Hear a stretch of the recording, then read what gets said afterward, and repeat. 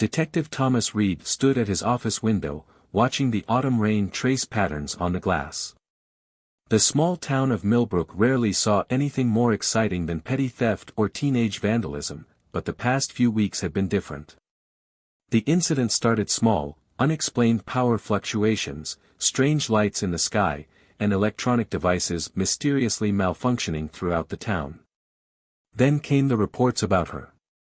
Celeste Winter had appeared in Millbrook 3 months ago, taking a position as a research assistant at the local observatory. On paper, everything checked out: impressive credentials, perfect references, a background that seemed immaculate. Too immaculate, Reed thought, turning away from the window to study the collection of photos and documents spread across his desk. The woman in the surveillance photos was striking, with platinum blonde hair and unusual violet eyes that seemed to shimmer under certain lights. But it was the small inconsistencies that caught Reed's attention: the way security cameras occasionally glitched when she passed by, how compass needles would spin in her presence, and the strange, graceful way she moved, as if the Earth's gravity was somehow foreign to her. "Detective Reed?" Officer Patricia Martinez knocked on his door. "We've got another incident at the power station."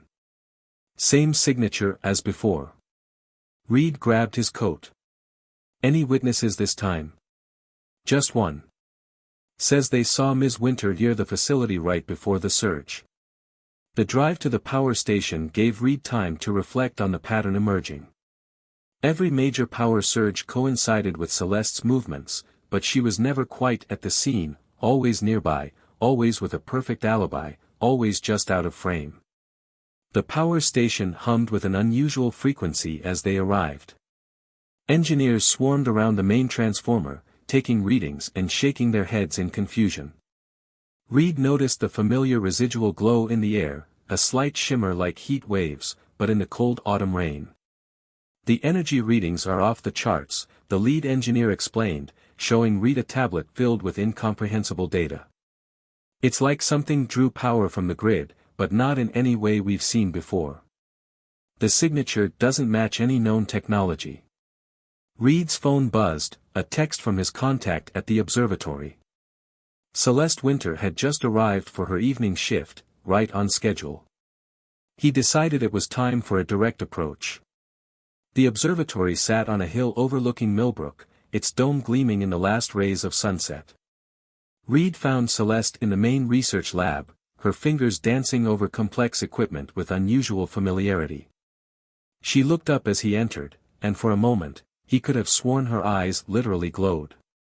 "Detective Reed," she said, her voice carrying an accent he couldn't quite place. "I was wondering when you'd come." "Ms. Winter." Reed remained by the door, studying her reactions. "We need to talk about the power station incidents." She turned to face him fully, and Reed felt a strange sensation, as if the air in the room had suddenly become charged with invisible energy. "Do we? I've been here all evening." "Yes, you have. Just like you've had perfect alibis for every other incident. Tell me, Ms. Winter, how does someone with your credentials choose to work at a small-town observatory?" Celeste's smile remained perfectly in place, but something shifted in her posture. "Sometimes, detective, the best view of the stars comes from the quietest places." "And the power surges? The electromagnetic anomalies that seem to follow you?" "Correlation doesn't imply causation," she replied smoothly. "Surely a detective understands that."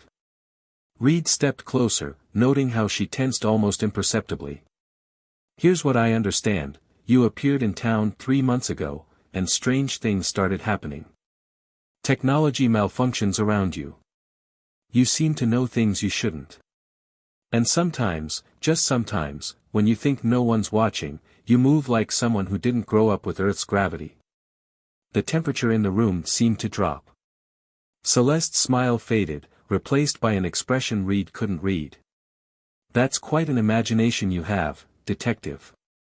Is it imagination when we found traces of elements that don't exist on Earth at the power station? Or when our instruments detect energy patterns that defy the laws of physics?" For a long moment, they stared at each other in silence. Then Celeste did something unexpected. She laughed, a sound like distant wind chimes. "You're more observant than I anticipated, Detective Reed. But tell me, now that you found your anomaly, what do you plan to do about it?" Before Reed could answer, every light in the observatory flickered, and his phone died in his pocket. Through the window, he saw a streak of light cross the sky, too fast for a meteor, too controlled for space debris. Celeste watched it too, and this time, Reed was certain, her eyes were definitely glowing. "It seems," she said softly, "that we both have questions that need answering." Detective Reed spent the next week watching Celeste Winter from a distance. After their confrontation at the observatory, she had become more careful, but also more active. The power fluctuations increased in frequency, though they were smaller, more controlled, as if someone had learned to be subtle. Tonight, he followed her to an abandoned manufacturing plant on the outskirts of Millbrook. The facility had been shut down for years, its skeleton of steel and concrete slowly surrendering to nature. Yet, Reed's electromagnetic sensor showed intense activity inside. "Any movement?" Officer Martinez's voice crackled through his earpiece. "Negative," Reed whispered, crouching behind a rusted shipping container. "But the energy readings are off the charts." Through his binoculars, he watched Celeste approach the building's side entrance. She paused, looking around with those unnaturally bright eyes, before placing her hand on the door. Instead of using a key, she seemed to pulse with a faint blue light, and the electronic lock disengaged. Reed waited 30 seconds before following. The door remained unlocked, but something felt different about the air inside, thicker, charged with an alien electricity that made his skin tingle. His flashlight beam caught strange reflections off the walls, revealing patterns that shouldn't have been there, geometric shapes that seemed to shift when viewed directly. Then he heard the voices.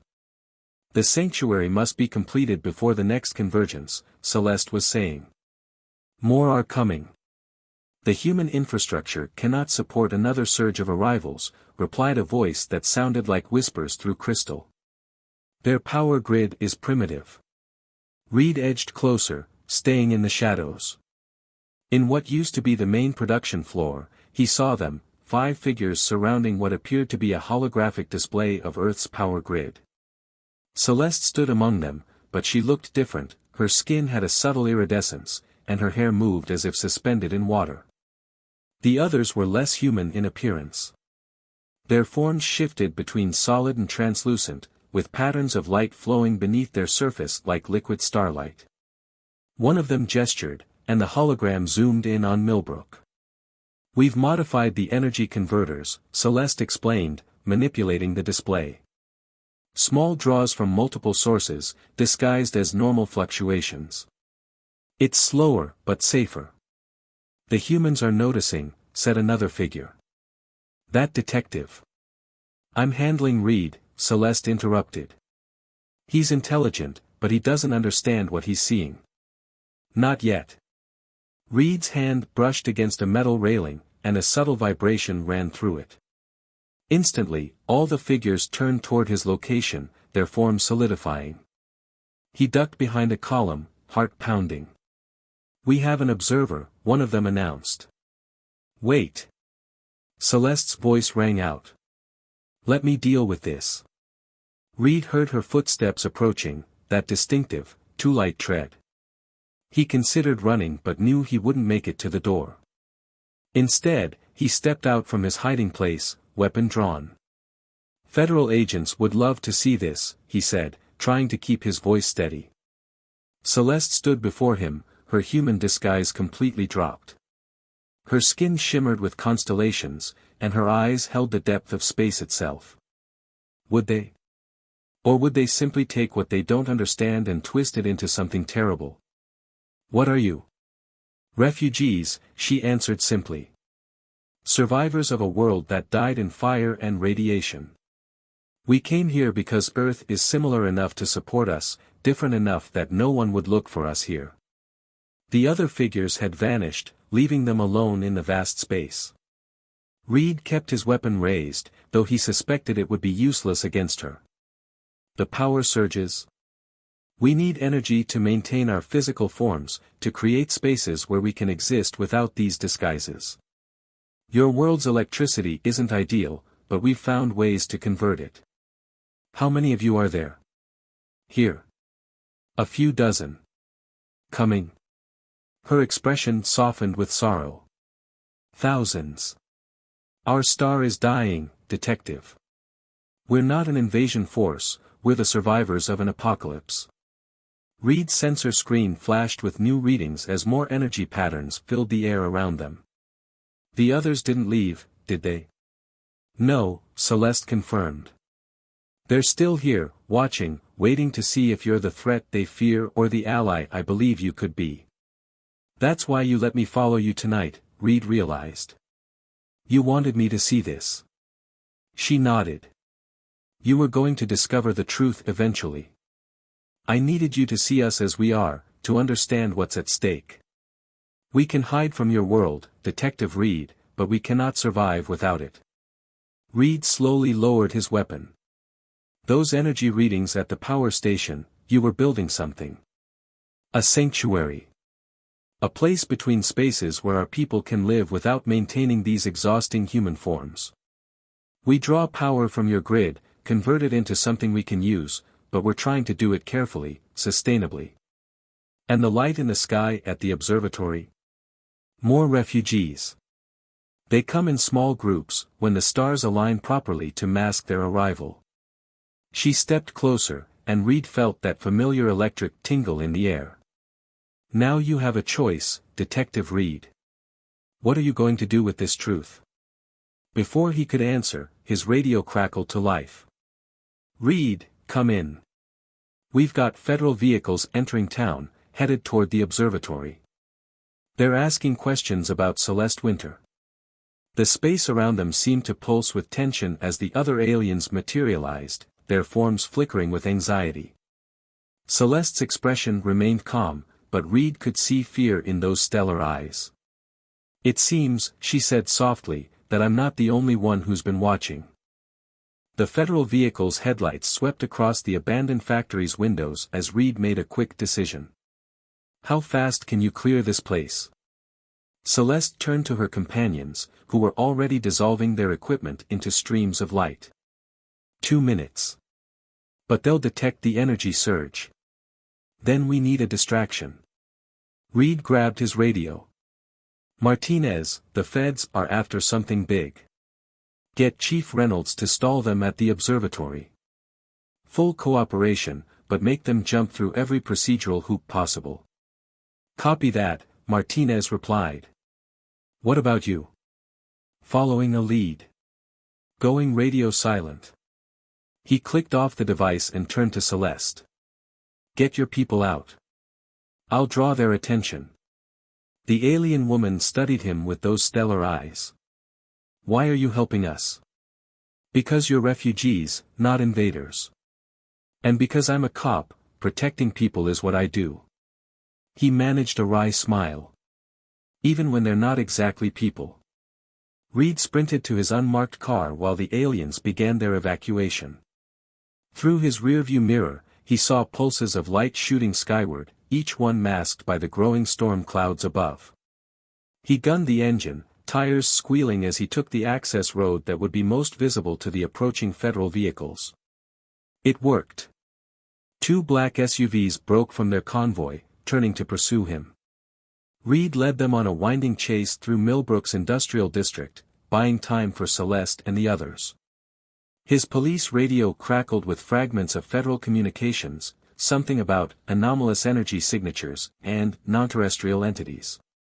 Lightning flashed overhead, but the bolts moved horizontally rather than vertically. Reed realized the storm wasn't natural, it was covering the aliens' escape. He smiled grimly as he pushed his car faster, drawing the feds farther from their quarry. Then his engine died. The car rolled to a stop as every electrical system failed simultaneously. The federal SUVs surrounded him, and men in dark suits emerged with weapons drawn. Their equipment looked more advanced than standard issue, designed specifically for this kind of encounter. Detective Thomas Reed, announced a stern-faced man with a device that hummed ominously. Where is the entity known as Celeste Winter? Haven't seen her, Reed replied calmly, hands raised. Engine trouble. Was just out for a drive. Your car shows traces of non-terrestrial energy signatures. You've been in contact with them. The man's device whirred. How long have you known what they are? No idea what you're talking about. Maybe your equipment's malfunctioning. The man smiled coldly. Detective, we've been tracking these beings for months. They've infiltrated multiple cities, tapping into our power grids, establishing hidden outposts. They represent a clear threat to national security. Funny, Reed countered. All I've seen is people running scared, trying to survive. Not much of a threat. Their technology alone makes them dangerous. Imagine what would happen if our enemies got hold of their energy manipulation capabilities. The man stepped closer. We can charge you with aiding non-terrestrial entities, obstruction of justice, and treason. Or you can help us bring them in. Before Reed could respond, the air crackled with electricity. The federal agents' devices screamed with alerts as a figure materialized between their vehicles, Celeste, no longer bothering with her human disguise. Her form blazed with starlight, and the agents staggered back. He doesn't need to tell you anything, she declared, her voice resonating with otherworldly harmonics. The agents raised their weapons, but Celeste moved with impossible speed. Reality seemed to bend around her as she reached Reed, the air itself warping with her movement. The federal agents fired, but their energy weapons passed through empty space. Reed felt a sensation like falling into a pool of warm light.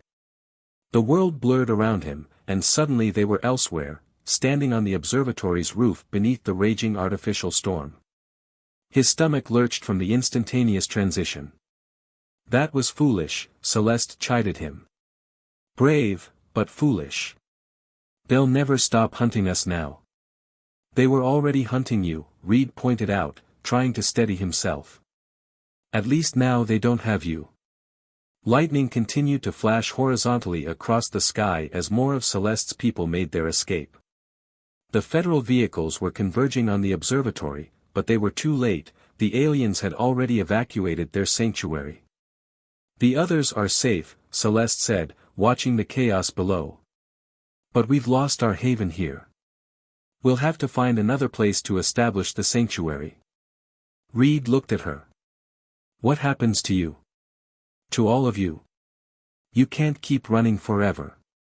No, she agreed. We can't. Her form flickered like a star going nova. Which is why I need your help, Detective Reed. Not to hide anymore, but to find a better way, for both our peoples. The observatory door burst open as federal agents poured onto the roof. Celeste grabbed Reed's hand, her touch sending currents of energy through his body. Do you trust me? Reed looked at the agents, then back at the alien woman who had turned his world upside down. Against my better judgment? Yes. Then hold on. The world dissolved into light around them as Celeste teleported them away, leaving the federal agents firing uselessly at empty air. The last thing Reed saw was the storm above intensifying, nature itself conspiring to cover their escape into the unknown. Reed's vision cleared to reveal a vast underground chamber that defied earthly architecture. Crystalline structures pulsed with living light, and the air itself seemed to shimmer with possibility. They stood in what appeared to be the heart of another alien sanctuary, far more elaborate than the one in the abandoned factory. Welcome to our true haven, Celeste said, her form still radiant with her natural stellar energy. One of several we've established in places humans never think to look. Reed steadied himself against a crystalline column, his head still spinning from the teleportation. Where are we? 3 miles beneath the Appalachian Mountains. The Earth's crust shields our energy signatures, and the surrounding mineral deposits help us harvest power more efficiently. She gestured, and a holographic display materialized, showing a network of similar sanctuaries across the globe. We call them Starfall Havens. Other aliens moved through the space, their forms ranging from nearly human to completely ethereal. Some nodded respectfully to Celeste as they passed, while others regarded Reed with cautious curiosity. "Your people," Reed observed, "they're not all the same. Some look almost like energy beings, others more solid." Celeste's expression turned solemn. "We're all transformed by what happened to our world.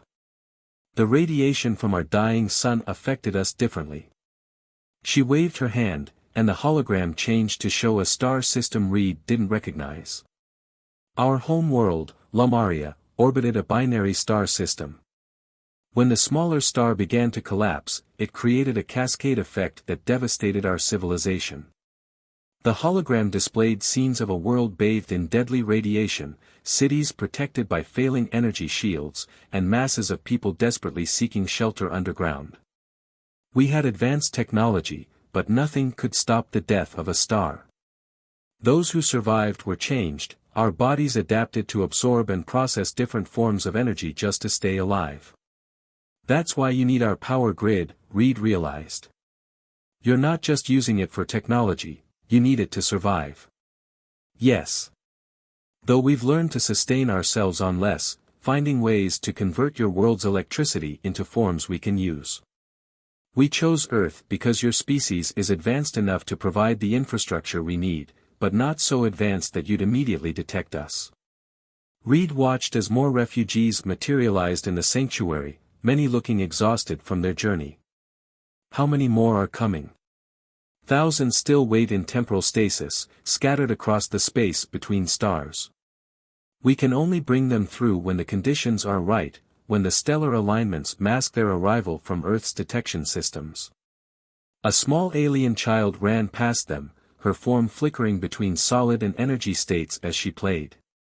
Reed felt something shift in his perspective.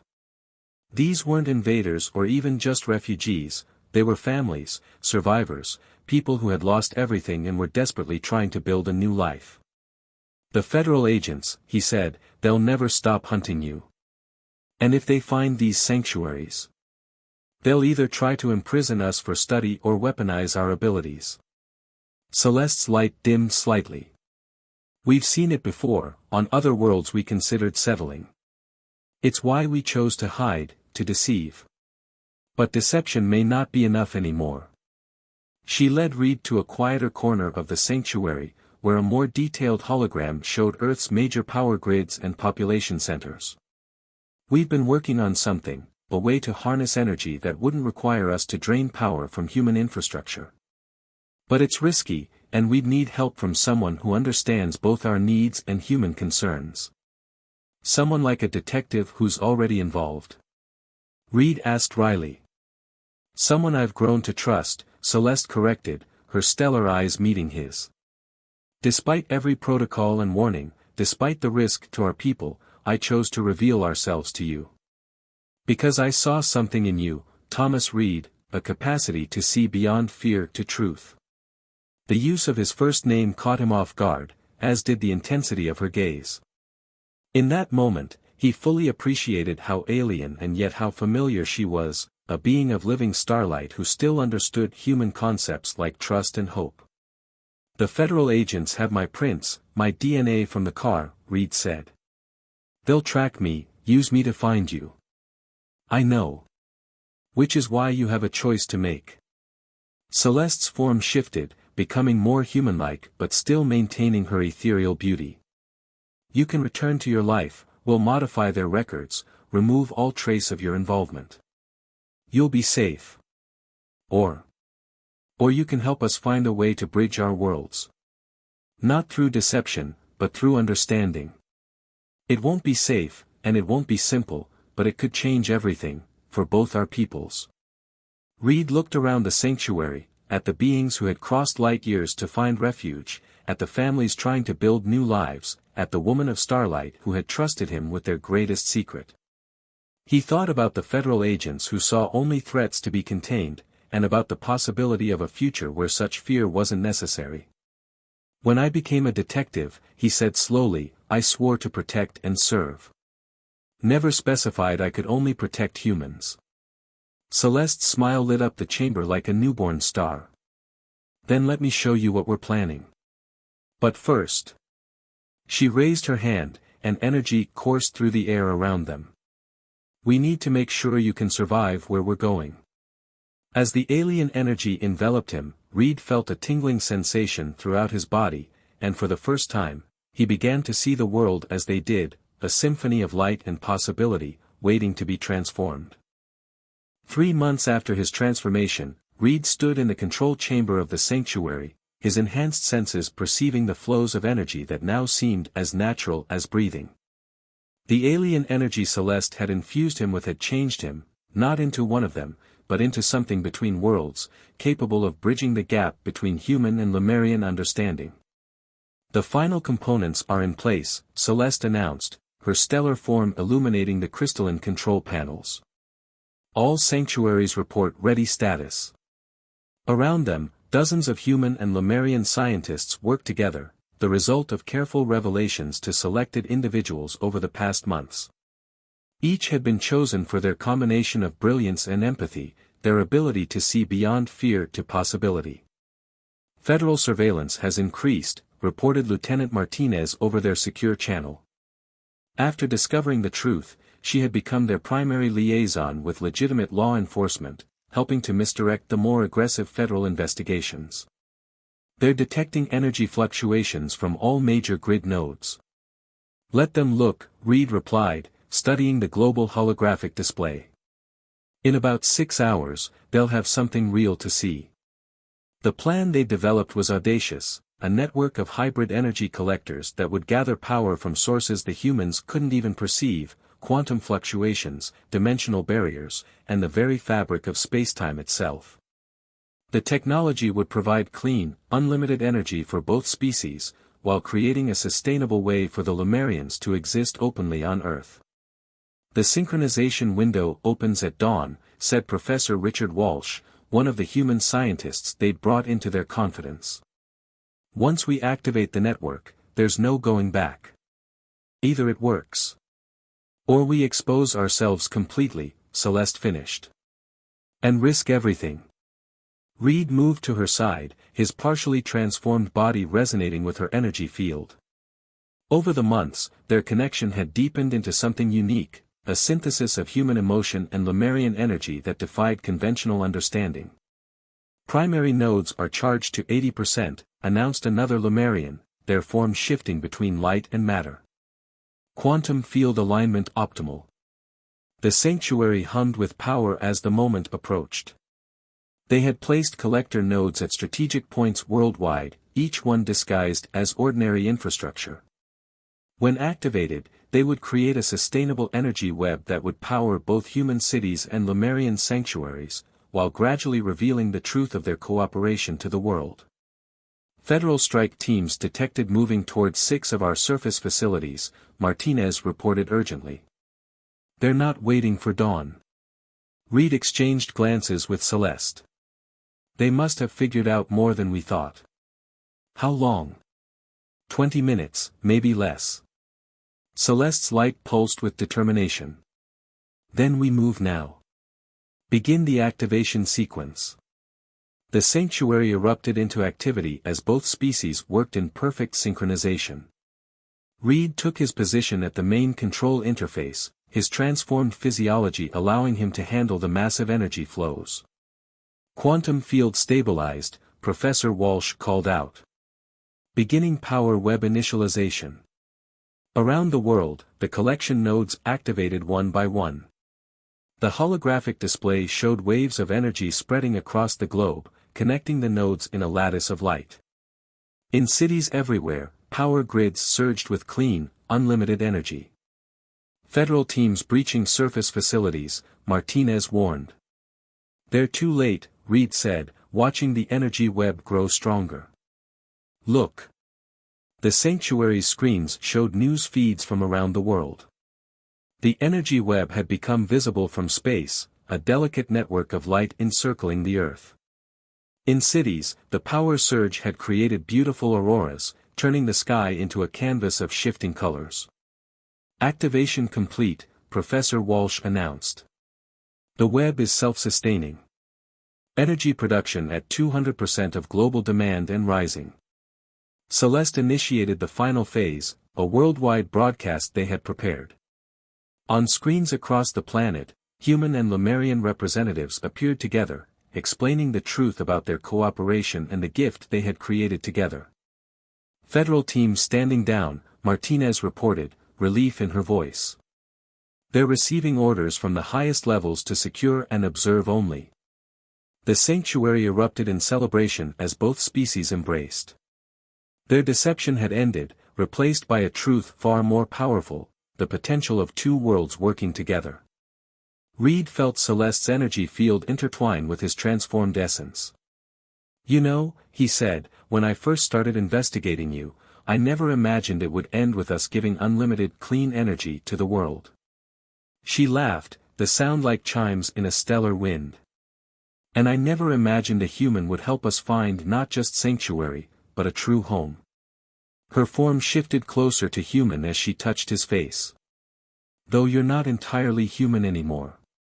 And you're not entirely hiding anymore, he replied. I'd call that a fair trade. Above them, the energy web continued to grow stronger, connecting their worlds in ways neither species had imagined possible. The sanctuaries would remain as cultural centers, but the Lemurians could now walk freely under Earth's sky, their true forms visible but no longer feared. In the months that followed, the integration of Lemurian refugees accelerated. Their advanced understanding of energy and matter revolutionized human technology, while human creativity and adaptability helped them build a new society together. The power web became a symbol of their cooperation, a constant reminder that the greatest discoveries come not from fear and suspicion, but from trust and understanding. As for Reed and Celeste, they continued their work together, helping both species navigate their new relationship. They had become living proof that love could bridge the gap between stars, and that the truth, when revealed with courage and compassion, could transform deception into hope. The starlit deception had ended, but the light it brought to both worlds would shine forever.